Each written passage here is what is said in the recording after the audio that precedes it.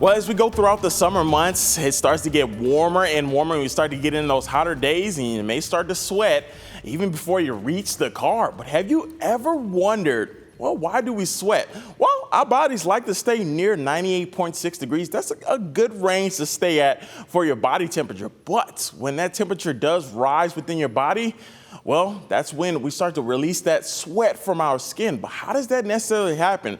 Well, the water vapor is actually that sweat that evaporates, and that's how we get that layer of sweat, which is pretty much that heat drawn out, and through that it's called evaporative cooling. So your body's trying to cool down when you are sweating. But as we know, we do get those hot, humid days. And when we do get those hot, humid days, it is a little harder for your body to cool down, and it'll leave you a little bit clammy, a little bit sticky on those hot, humid days because your body is trying to evaporate at least that sweat.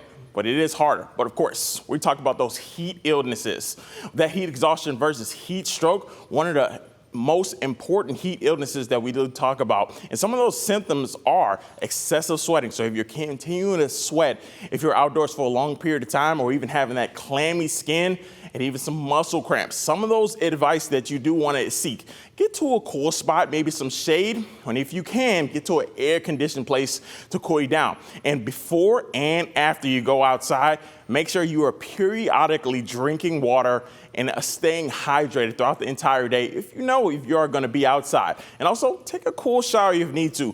One of those most important heat illnesses is heat stroke throat. If you have a throbbing headache and even no sweating with all that sweat and water evaporating from your body, this is when you need to act immediately and call 911 and seek any medical attention as you are having a heat stroke. Now, of course, as we talk about it, 207 heat-related deaths last year.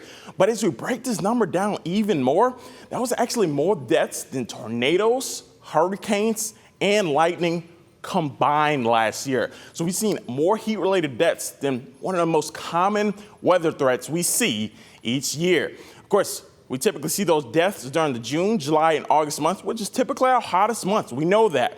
But the hottest average we typically see in Toledo, right around 87 degrees.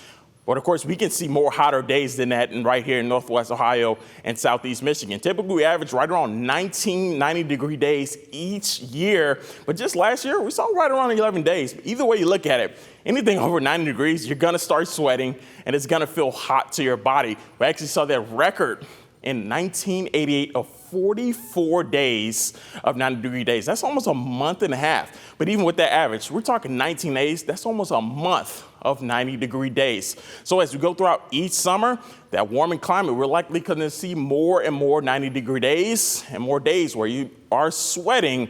So make sure you take those proper precautions to stay safe and drink plenty of water as you go throughout these summer months. I'm Meteorologist Matt Willoughby. Thanks for watching this Weather Impact.